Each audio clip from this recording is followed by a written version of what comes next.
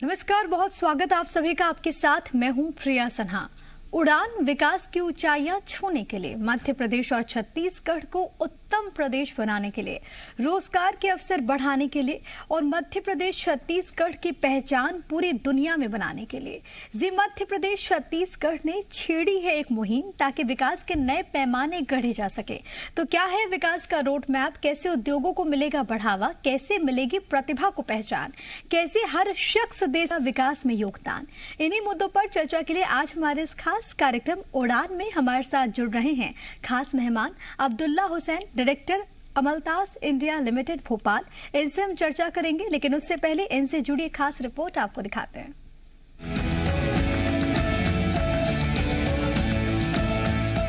Real estate sector में quality और innovations की बात हो और भोपाल के अमलतास इंडिया लिमिटेड का जिक्र न हो, ऐसा मुमकिन नहीं। कंपनी के डायरेक्टर और चेयरमैन सरवर हुसैन के निर्देशन में आज अमलतास होम डिजाइन और कंस्ट्रक्शन में बतौर मार्केट लीडर बनकर उभर रहा है। अमलतास के जरिए सरवर हुसैन का मकसद सिर्फ घर बनाना नहीं है, बल्कि निवासियों के लिए एक हेल्दी लाइफस्टाइल को बढ़ावा देना भी है।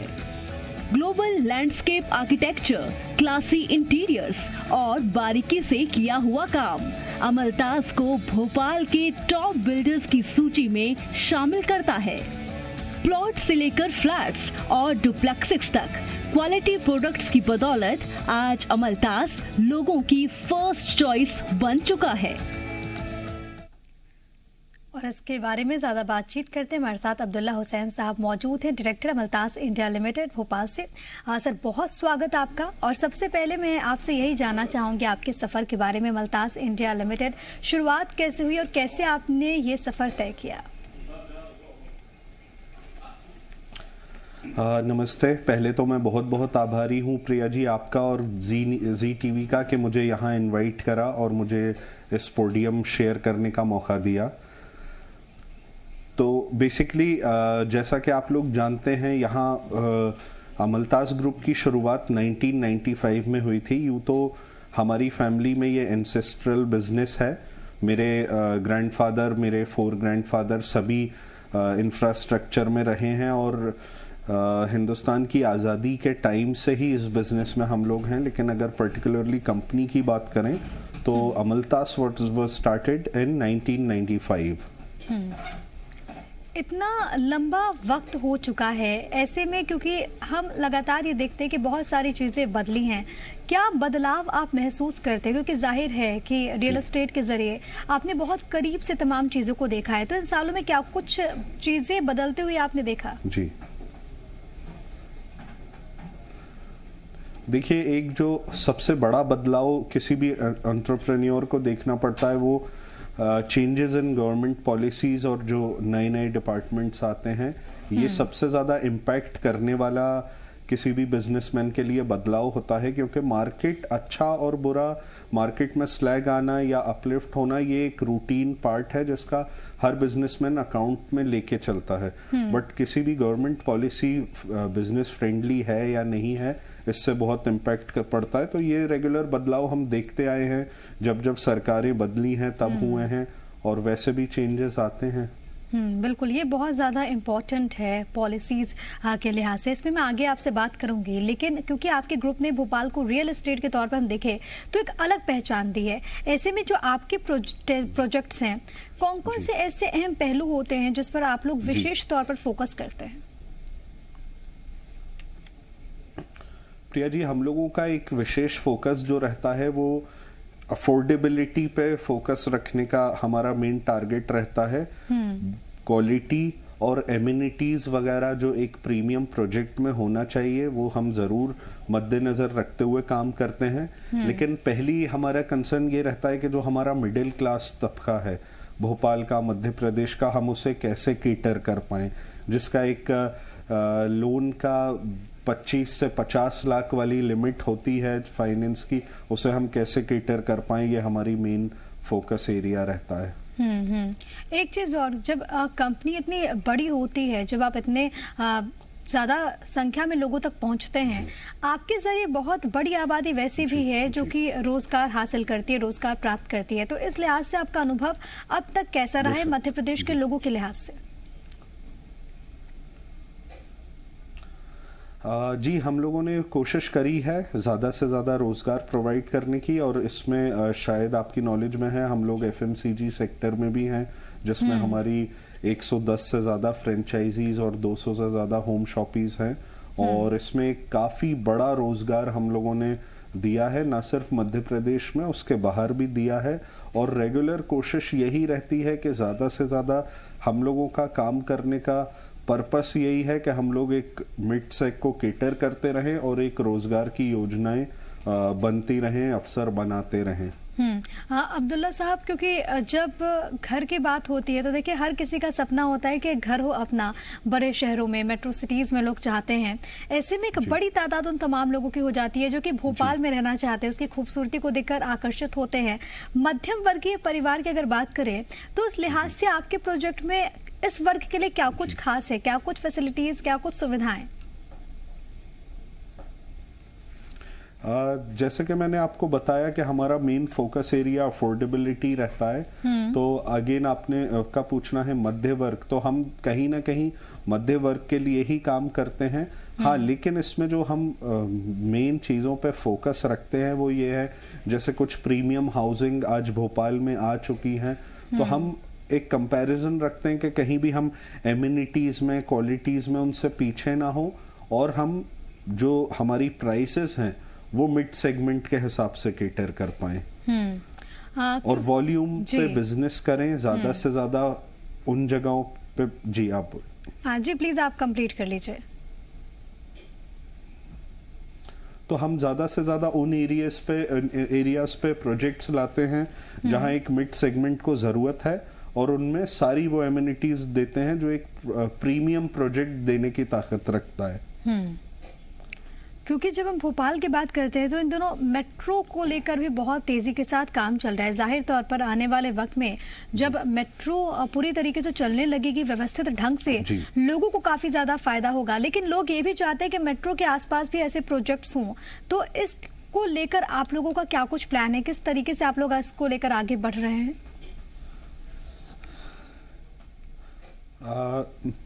प्रिया जी, मेट्रो एक सबके लिए बड़ी सुविधा होगी और बिल्डर्स के लिए एक बड़ा अवसर भी होगा। बहुत सारे बिल्डर्स ने अभी से अपने प्रोजेक्ट्स में यूएसपी ऐसी दिखानी शुरू कर दी है कि very near to metro station. और हाँ, हमारे भी 3 प्रोजेक्ट ऐसे हैं जो बिल्कुल मेट्रो स्टेशन के करीब हैं। होशंगाबाद रोड वाले प्रोजेक्ट जाट खेड़ी पे है, बाग मुगलिया पे है, पीपल्स मॉल है।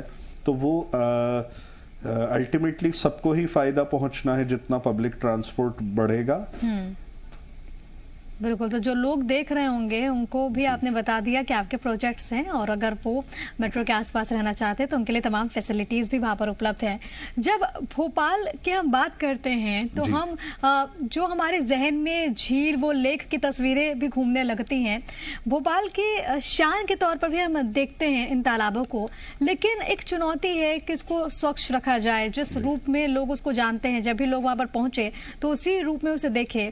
ऐसे में क्योंकि आप इन तमाम चीजों से जुड़े हुए, और जाहिर तौर पर रियल एस्टेट का जब कारोबार है तो तमाम चीजें आपको प्रभावित करती हैं, उसकी स्वच्छता को लेकर भी लगातार कोशिशें की जा रही है। लेकिन आप हमारे माध्यम से क्या सुझाव देना चाहेंगे कि क्या कुछ इसके लिए और बेहतर तरीके से किया जा सकता है?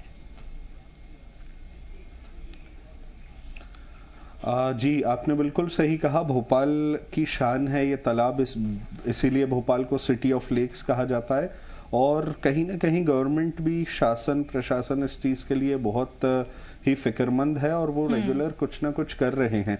हाँ, कुछ जो मुझे लगता है आज भी कुछ एरियाज का सीवेज वगैरह भोपाल के अपर लेक में कनेक्ट होता है, तो उसमें ट्रीटमेंट प्लांट्स लगाने चाहिए। और इसलिए इसके लिए हम लोगों ने काफ़ी मुहिम भी चलाई है, हम लोगों ने काफ़ी एक्टिविटीज़ भी करी हैं। लेकिन इसमें रेगुलर चेंज आ रहा है। भोपाल नगर निगम इसके लिए ऑलरेडी फिक्रमंद है, और अगर ऐसा सब कुछ चलता रहा तो एक जो स्वच्छ भारत अभियान के तहत भोपाल 7वें या 8वें नंबर पे था, वो बहुत जल्द फर्स्ट नंबर पे आएगा, पहले स्थान पे आएगा। बिल्कुल, यही उम्मीद हम करते हैं कि भोपाल पहले नंबर पर आए और लगातार कदम इस दिशा में, जैसा कि आपने कहा कि उठा भी जा रहा है, आपने सुझाव भी दिए हैं बाकायदा। लेकिन एक चीज़ और, क्योंकि जब हम कैचमेंट एरिया को देखते हैं तो काफ़ी अवैध एक्टिविटीज़ की भी खबरें सामने आती हैं। रोकने के लिए आप क्या कुछ ऐसे उपाय सुझाना चाहेंगे, बताना चाहेंगे कुछ ऐसे सुझाव? जी, जो इलीगल एक्टिविटीज़ हो रही हैं कैचमेंट एरिया में, इस पे गवर्नमेंट को और स्ट्रिक्ट होना चाहिए। रेगुलर मीडिया ने इस पे आवाज़ उठाई है, लेकिन एक दुखद बात ये है कि ये एज इट इज़ चल रही हैं। कैसे क्या चीज़ें मैनेज होती हैं वो कंटिन्यूड है। उस पे वो एक्शन उठाना चाहिए, एक स्ट्रिक्ट एक्शन उस पे होना चाहिए, क्योंकि ये बहुत अहम मुद्दा है, इसे लाइटली नहीं लिया जा सकता। बिल्कुल, बहुत अहम मुद्दा है और इसे लाइटली नहीं लिया जा सकता। ज़रूरत है कि कोई ठोस कदम उठाए। एक चीज़ और, क्योंकि इससे पहले आपने जिक्र किया, जब मैंने बदलाव को लेकर आपसे सवाल पूछा था, तो आपने कहा कि बहुत सारी चीज़ें बदली हैं, पॉलिसीज़ बहुत ज़्यादा इंपॉर्टेंट है। लेकिन जाहिर है क्योंकि ये जो चीज़ें हैं वो डायरेक्टली आप लोगों को प्रभावित करती हैं, कितना चुनौतीपूर्ण आप लोगों के लिए होता है और किस तरीके से आप लोग इससे कोप आउट करते हैं। इसके साथ ही साथ मैं एक सवाल और एड ऑन करना चाहूँगी, क्योंकि हर सेक्टर में अपनी अपनी चुनौतियाँ हैं, कॉम्पिटिशन बहुत, रियल एस्टेट में तो बहुत ज्यादा कंपटीशन है मुझे लगता है। तो ऐसी सिचुएशन में कितना मुश्किल है खुद को सस्टेन करना? हाँ प्रिया जी, पॉलिसीज बदलती हैं, वक्त बदलता है, हम कितना इसमें अपने आप को अडेप्ट कर लें वो भी एक चीज़ रहती है। और भोपाल क्रेडाई मैं बोलूँगा बहुत एक्टिव है, ये लोग हर ऐसी परेशानी के लिए आवाज़ उठाते हैं। इसमें सस्टेन करने का एक सबसे अच्छा तरीका ये है कि जो आपके कमिटमेंट्स हैं वो आप बिल्कुल फुलफिल करें, डिलीवरीज टाइमली दें, क्वालिटी से रिलेटेड जो आपके कमिटमेंट हैं वो फुलफिल करें। तो कहीं ना कहीं जो बैक पुश पॉलिसीज़ की वजह से आ रहा है उसे आप एक गुड न्यूज़ में भी कन्वर्ट कर सकते हैं कि भाई इतनी परेशानी होने के बाद ये डेवलपर हमें सही घर, सही क्वालिटी, सही टाइम पे प्रोवाइड कर रहा है। तो ये आपकी एक बड़ी एडवर्टाइजिंग होगी। सस्टेन करना इस टाइम में सबसे बड़ी एडवर्टाइजिंग और सबसे बड़ी ब्रांडिंग है। आमतौर पर हम देखते हैं कि बड़े शहरों में लोगों को ये भी डर होता है कि अगर हमने सब कुछ पे कर दिया, फिर पता नहीं डिलीवरी टाइम पे हो पाएगी या फिर नहीं हो पाएगी, तो ये भी एक चुनौती रहती है। लेकिन जाहिर तौर पर जैसा कि आपने कहा कि अगर आप अपने वादे पर निकलते हैं, वादे पूरे करते हैं, तो जाहिर है आप लोगों को बहुत ज़्यादा फ़ायदा होता है और जो तमाम लोग हैं उनको भी बहुत ज़्यादा फ़ायदा होता है। एक चीज़ और मैं आपसे समझना चाहूँगी, क्योंकि आपका इतना ज़्यादा अनुभव रहा है, आपने तमाम चीज़ों को बहुत करीब से देखा है, ऐसे में कुछ लोग ऐसे भी हैं जिनके सामने मिथ्स भी हैं कि अगर हम भोपाल जैसे शहर में प्लॉट लेंगे, हम घर लेंगे तो वहाँ पर बहुत कीमती होगा, बहुत कॉस्टली है। लेकिन इस मिथ को आप कैसे दूर करना चाहेंगे हमारे माध्यम से? मैं बताना चाहूँगा कि भोपाल आज भी सबसे सस्ता शहर है और जो एक फिनिश्ड प्रोडक्ट होता है वो भोपाल में आज भी सबसे सस्ता है। लैंड कॉस्ट हाई है, लेकिन कहीं ना कहीं बिल्डर्स बहुत कम मार्जिन पे काम कर रहे हैं, इसलिए फिनिश्ड प्रोडक्ट आप इंदौर से, ग्वालियर से और आसपास के सारी सिटीज़ से मिलाएंगे। मैं मेट्रो सिटीज़ की बात बिल्कुल नहीं कर रहा, मध्य प्रदेश की ही दूसरी सिटीज़ से मिलाएंगे तो आपको लगेगा भोपाल का फिनिश्ड प्रोडक्ट, यानी कि फ्लैट, ड्यूप्लेक्स, अपार्टमेंट्स, ये सब बाकी शहरों से सस्ता है। बिल्कुल, तो लोगों को लेकर तो परेशान होने की ज़रूरत नहीं है और कम से कम मुझे लगता है कि लोगों के जहन में जो आशंकाएं थी उनको भी आपने हमारे माध्यम से, हमारे ज़रिए आपने दूर कर दिया।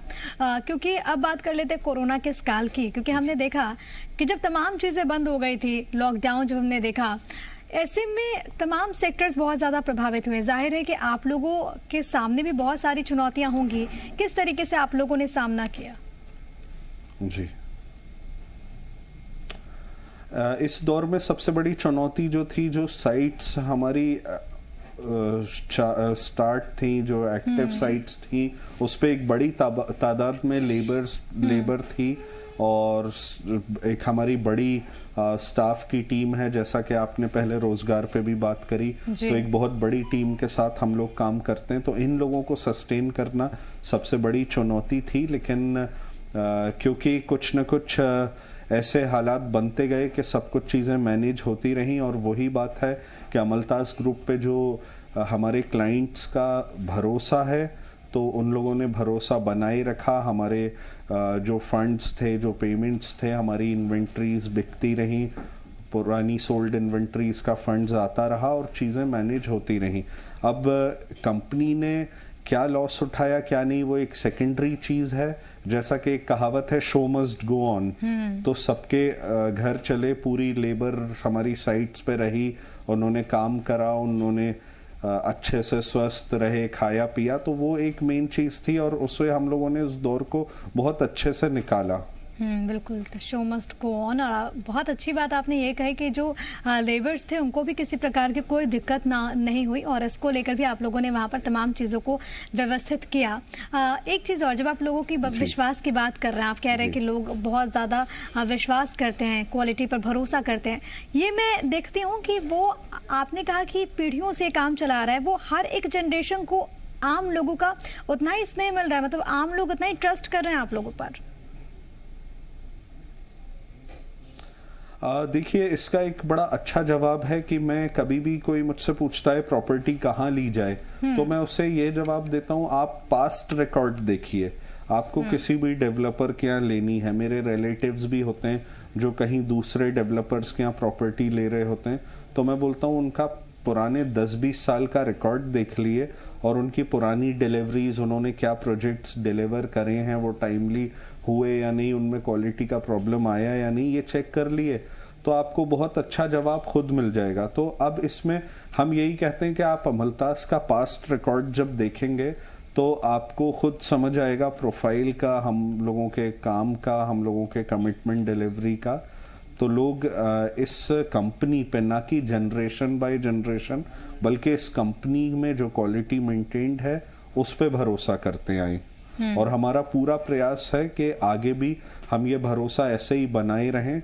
मतलब हमारा ये दायित्व है, हम रात दिन लगे रहें इस भरोसे को बनाए रखने के लिए। बिल्कुल, हम भी यही उम्मीद करते हैं जिस तरीके से आप कह रहे हैं वो आगे भी सदैव वैसा ही बना रहे और लगातार जो आम लोग हैं जो कि चाहती है कि उसे अफोर्डेबल, इसके अलावा तमाम क्वालिटी के साथ ही ये जो प्लॉट्स हैं, फ्लैट्स से, रियल एस्टेट से जुड़े जो तमाम चीज़ें वो उन्हें डिलीवर हो।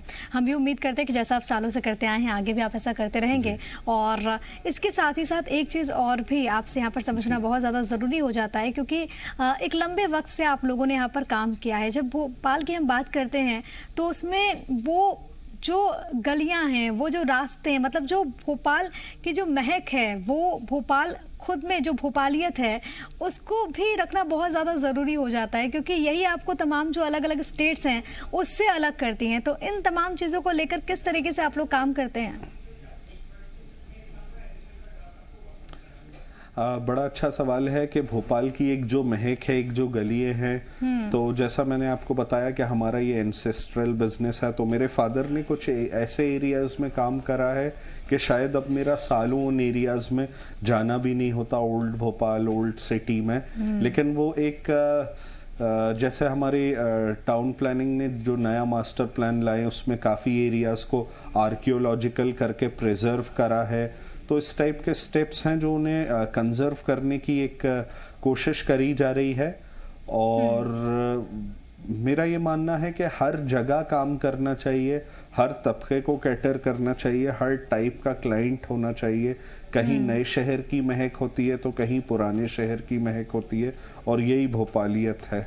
बिल्कुल, और सबसे अच्छी बात यह है कि जिसको वो नए शहर की महक चाहिए आपके पास उनके लिए भी कुछ है, और जिनको वो पुराने शहर की जो महक चाहिए वो भी उसके लिए भी आपके पास कुछ ना कुछ है। जी जी, और मुझे लगता है ये सबसे ज़्यादा ज़रूरी है। लेकिन वक्त के साथ ही साथ बहुत सारी चीज़ें, जैसा कि हमने पहले भी बात की कि बहुत सारी चीज़ें बदलती भी हैं।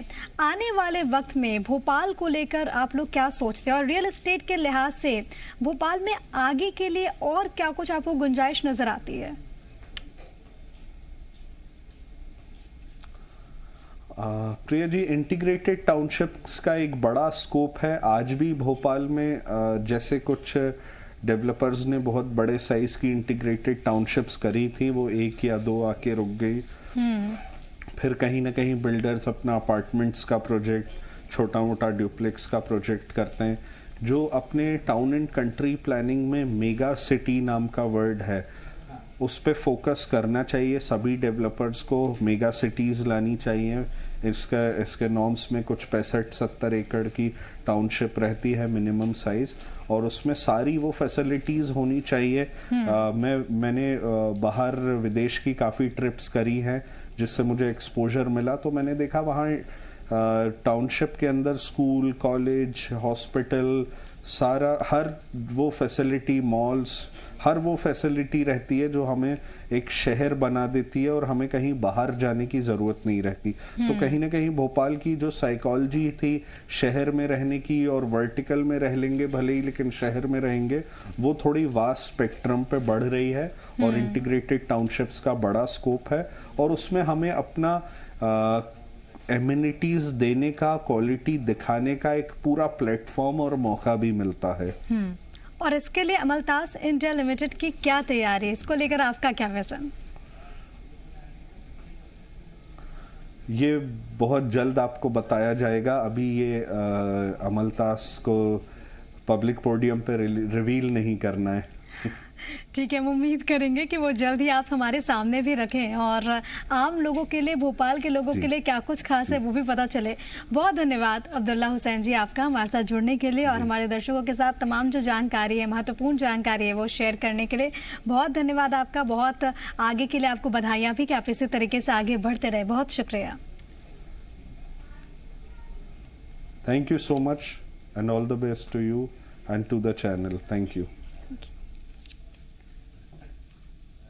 और इसी के साथ इस खास पेशकश में इतना ही। आप बने रहिए मध्य प्रदेश छत्तीसगढ़ के साथ।